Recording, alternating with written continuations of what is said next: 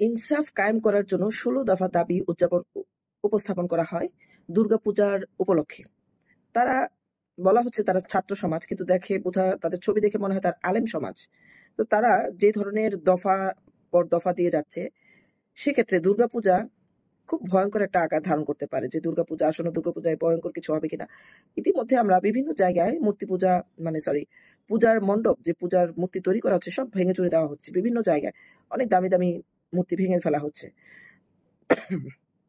তো প্রথমে আমরা জেনে নিই যে ১৬ দফা দাবি উপস্থাপন করছে দাবিগুলা কি। তারপর আজকেই ৩রা অক্টোবর আজকে স্বরাষ্ট্র উপদেষ্টা থেকে একটি বিজ্ঞপ্তি জানানো হয়েছে যে এবারের দুর্গাপূজায় কি কি শর্ত থাকছে, কি কি থাকছে না, সেটা আমি একটু পরে বলছি। প্রথমে আমি আপনাদেরকে ১৬টি দফা সম্পর্কে অবগত করি।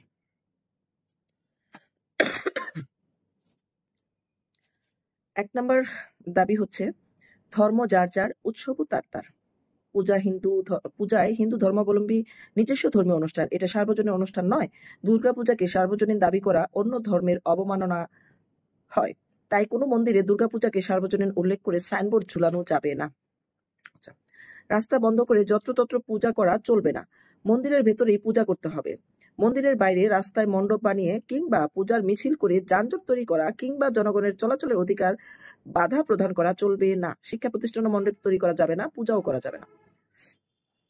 জনবিরক্তি তৈরি করে এমন কোনো কাজ করা যাবে না। মন্দিরের জোরে মাইক বাজানো, ডেক সেট বাজানো, ডিজে পার্টি করে শব্দ দূষণ করা যাবে না। যত্রতত্র পূজার ব্যানার পোস্টার লাগানো চলবে না। ৪, মদ বাংলাদেশে আইনে নিষিদ্ধ, তাই পূজাকে কেন্দ্র করে কোনো প্রকার মদ খাওয়া চলবে না।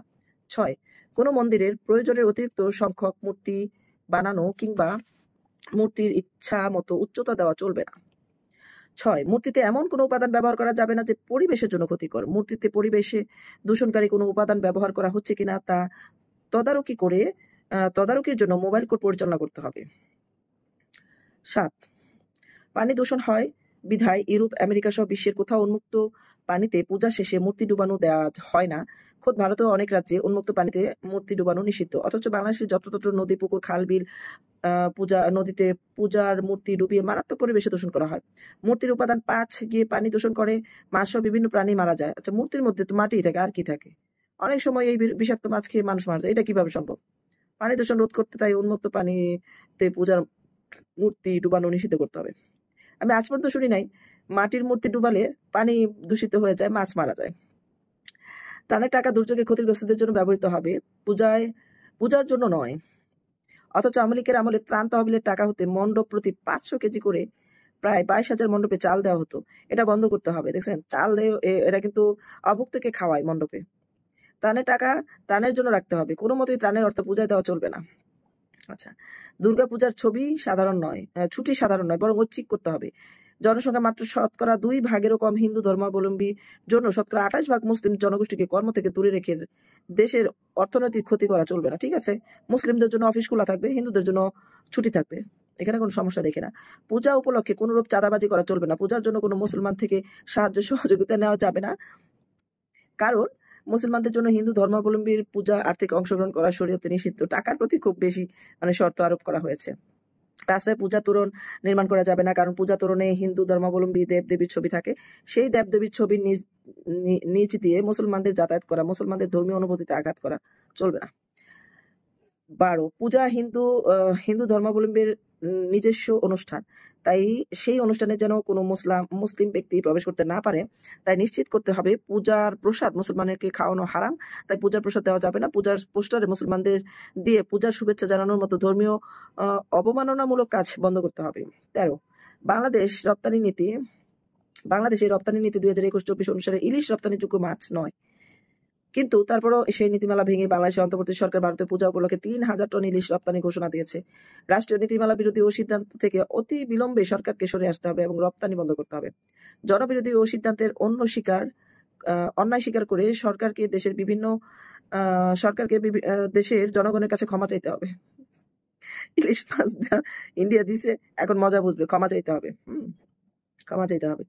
তারপর ১৪ হচ্ছে বাংলাদেশে অনেক খাস জমি দখল করে মন্দির বানানো হয়েছে। খাস জমি থেকে সেই সকল মন্দির অপসারণ করতে হবে।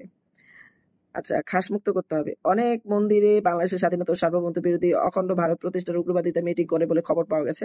কোনো মন্দিরে এই ধরনের রাষ্ট্রদ্রোহিতা অভিযোগ পাওয়া গেলে অভিযুক্ত হলে সেই মন্দির বন্ধ ঘোষণা করা হবে। যে সকল হিন্দু ধর্মীয় নেতা অখণ্ড ভারত প্রতিষ্ঠার রাষ্ট্রদ্রোহী বক্তব্য দিয়েছে তাদের অনতিবিলম্বে গ্রেফতার করে শাস্তি প্রদান করা হবে। হিন্দু মানে ভারতের দালাল। বাংলাদেশের হিন্দু ধর্মাবলম্বীদের এই পদের অপবাদ ঘুচাতে হবে। বাংলাদেশের হিন্দু মানেই ভারতের দালাল, এটা ঘুচাইতে হবে। যেহেতু ভারত বাংলাদেশের জাতীয় শত্রু, বাংলাদেশের হিন্দু নাগরিকদের ভারত বিরোধী সম্মতি দিতে হবে। এই জন্য মন্দির বলতে ভারত বিরোধী ব্যানার ও পূজার আলোচনায় ভারত বিরোধী স্লোগান রাখতে হবে। বিশেষ করে সম্প্রতি ভারতে রসুল সাল্লাহ সাল্লামের মানহানি করে হিন্দু উগ্রবাদী বক্তব্য দিয়ে উস্কানিমূলক পরিস্থিতি সৃষ্টি করেছে। দুর্গাপূজার সময় মন্দিরগুলোতে ভারতীয় উগ্রবাদীদের এই অপকর্মের নিন্দা জানিয়ে বক্তব্য প্রচার করতে হবে, দায়ীদের শাস্তি চাইতে হবে। এইটা কতটুকু মানে সংবিধান বাদ দিলাম, কতটুকু একটা মানুষের ধর্মীয় অধিকারের মধ্যে পড়ে? বা ঠিক একই শর্ত যদি আমাদের মুসলিম সমাজের জন্য কোনো একটি ধর্ম দাঁড় করায়, আমাদেরকে চাপিয়ে দেয়, আমরা কিভাবে নেব? আবার একই সাথে ভারত বিদেশি স্লোগান দেওয়ানোর চেষ্টা দাবি করা হয়েছে। এখন তারা যদি দাবি করেও এরপর কি আপনারা নিরাপদে তাদেরকে এই দেশে থাকতে দিবেন বা তাদের সকল দুঃখ কষ্টের দায় দায়িত্ব নেবেন? এর আগের শর্তগুলো পড়ার পরে 16 নাম্বার শর্তে মানে দাবিতে এসে এই শর্ত অন্য শর্তগুলোর সাথে সাংঘর্ষিক কিনা এটা কি একবার চিন্তা করবেন না? যে উপরের শর্তগুলো যদি অনেক সুন্দর সহজ হতো তাহলে 16 নাম্বার শর্ত অনায়াসে মেনে নেওয়া যেত, যে কোনো হিন্দু মেনে নিতেই পারতো। এর উপরের শর্তগুলো তো অন্যরকম হতে পারতো, তাই না?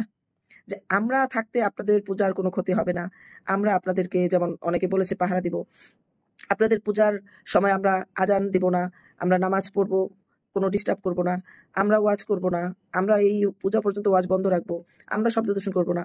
এই কথাগুলো বলার পরে যে আপনাদের পাশে সুখে দুঃখে আমরা থাকবো, আপনাদের সকল রাষ্ট্রীয় দায়িত্ব সুযোগ সুবিধা আপনাদেরকে বঞ্চিত করা হবে না, আপনারা সকল সুযোগ সুবিধা পাবেন, আপনাদের পূজা মণ্ডপ কেউ ভাঙতে আসবে না, তাহলে পরে 16 নাম্বারটা এটার সাথে যুক্তিযুক্ত বলে আমি মনে করি। মানে তারপরে হলে এটা ঠিক ছিল। তো এই রকম শর্তগুলো মানতে গেলে তোরা পূজাই করতে পারবে না। পূজার মূর্তির সাইজ কতটুকু হবে সেটাও আপনারা নির্ধারণ করে দিচ্ছেন। তারপরে হচ্ছে কারো কাছে আর্থিক সহযোগিতা নিতে পারবে না সেটাও নির্ধারণ করে দিচ্ছেন। হিন্দুরা বাংলাদেশে 2% আছে সেটাও আপনারা বুঝতেছেন। 98% আপনারা মুসলিম থাকা অবস্থায় 2% মুসলিম কেন, হিন্দুরা কেন কষ্ট পাবে? 2% হিন্দুরা কেন তাদের পূজার জন্য তাদের কোনো সৌজন্য সহযোগিতা চাইতে পারবে না? ত্রাণ মন্ত্রণালয় কেন তাদেরকে ত্রাণ দিতে পারবে? তারা কি এদেশের নাগরিক না? হিন্দু মুসলিম বাদ দেন, তারা তো এদেশের নাগরিক। ধর্মীয় উৎসব পালনে বাংলাদেশের সরকার যদি আমাদের বড় উৎসব যে 2টা ঈদের নামাজ কতটা খরচ করে সেগুলো ঠিক করে দেয়, তারপর বিভিন্ন জায়গায় এরকম নামাজের জন্য সরকারি খরচ হয়, কাঙালি ভোজ হয়, তো ওদের বেলায় ওরাও তো কাঙালি ভোজ করে, ওরা তো বিভিন্ন মন্দিরে কাঙালদের খাওয়ায় এবং যারা আসে কাউকে জিজ্ঞেস করেন আপনি হিন্দু না মুসলিম, সবাইকে খাবার খেতে দেয়। তো এই ধরনের বিদ্বেষ থেকে যদি আমরা বের হতে না পারি তাহলে হিন্দুদেরকে জোর করে মুসলিম বানাতে পারবেন, মন থেকে কিন্তু ইসলামটাকে মেনে নেবে না। আপনাদের যে মানবিক গুণাবলী এটা যতক্ষণ সুন্দর না হবে, মহান না হবে, ততক্ষণ তাদেরকে এক করতে পারবেন না। ঠিক আছে?